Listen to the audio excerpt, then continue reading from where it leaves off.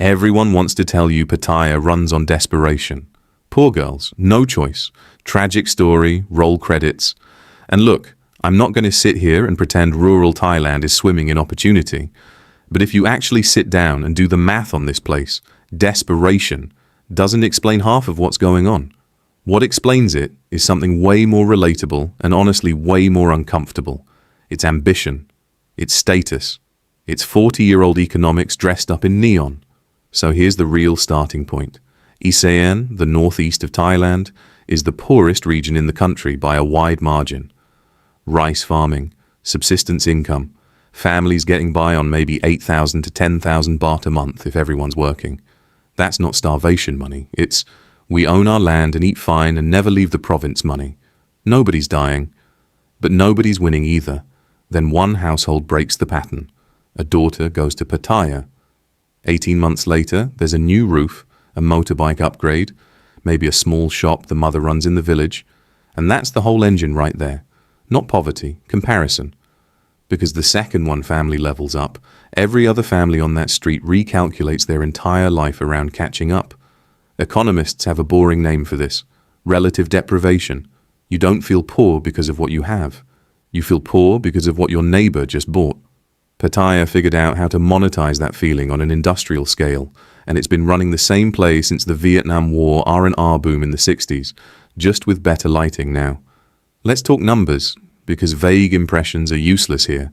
A woman working the bar scene, whether that's a beer bar on Soi 6 or a go-go on Walking Street, can realistically clear 20,000 to 40,000 baht a month once you stack base pay, drink commissions, and short-time or long-time arrangements.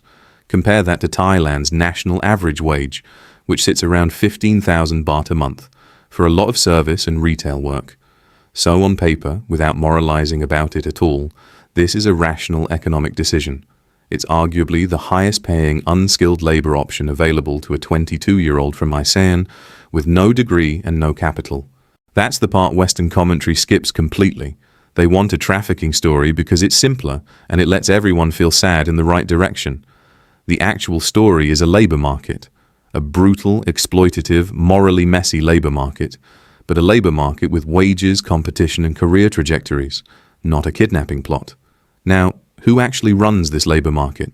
Not the tourists. The tourists think they hold all the power because they're holding the cash. Classic mistake. The real power sits with the mama-san, the bar manager, almost always a woman who worked the floor herself 20 years earlier and now runs staffing, discipline and cash flow for the venue. She sets quotas.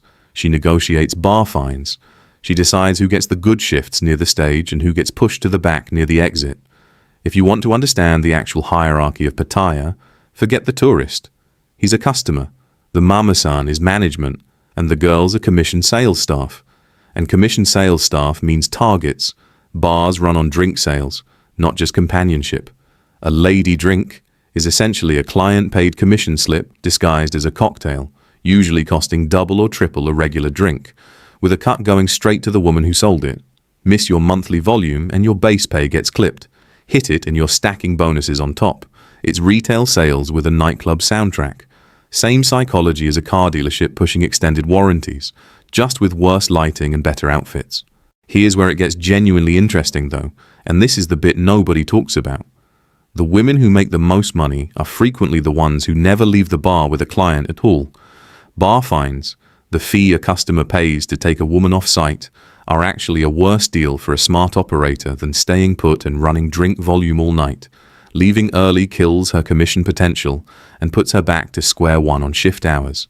So the entire tourist fantasy of "I'm taking her away from all this" is frequently the least profitable outcome for her, and bars have started building rules specifically to protect that, some now requiring minimum drink purchases before a bar fine is even allowed. The guy thinks he's rescuing a damsel. He's actually just been upsold. But none of this lasts.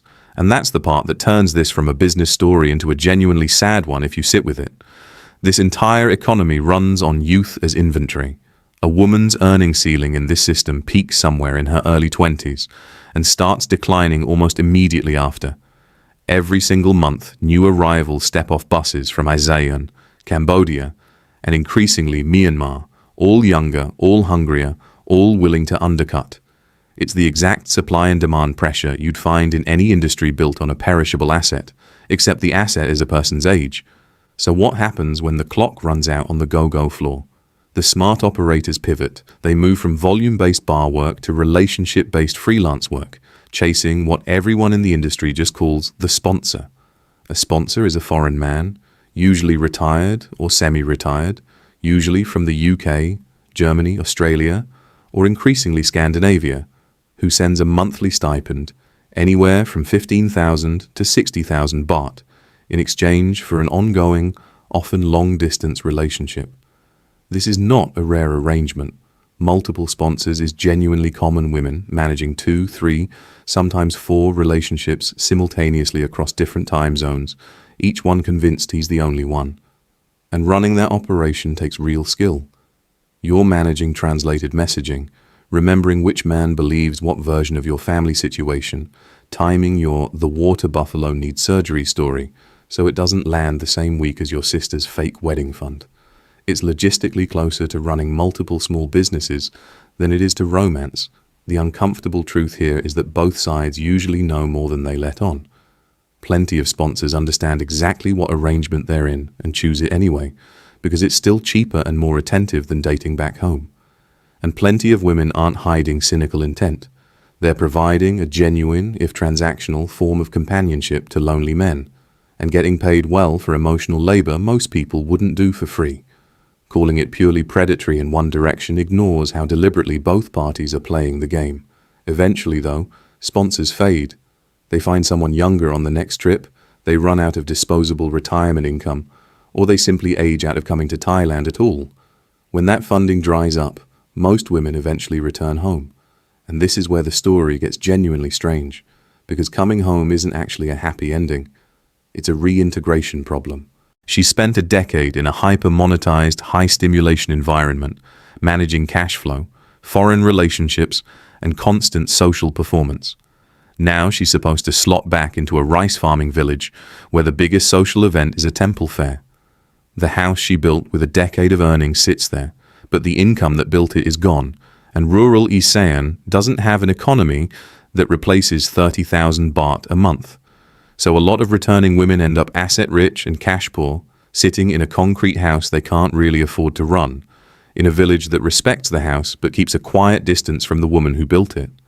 And here's the part that makes this a genuine cycle instead of just one sad individual story. That returning woman, house and all, becomes the next recruitment poster for the village. Nobody sees the exhaustion or the burned relationships or the identity crisis of going from managing 4 sponsors to farming rice. They see a concrete house that wasn't there 5 years ago. So the next daughter packs a bag, and the bus to Pattaya fills up again. That's the machine, in full. It's not run by traffickers hiding in alleys. It's run by relative wealth, family obligation, youth as a depreciating asset, and a tourist economy more than willing to fund all of it. Everyone in the chain is making a rational choice given their options, which is exactly what makes it so hard to fix and so easy to misunderstand from the outside. So here's the actual question worth asking, and it's not, are these women victims? It's why an entire regional economy has been engineered, decade after decade, around one industry being the only reliable path to upward mobility for a young woman from Isan. That's not a Pattaya problem, that's a Thailand problem wearing a Pattaya costume. Drop your take in the comments. Am I wrong about the sponsor economics? Have you seen this cycle play out firsthand? Let's talk about it down there.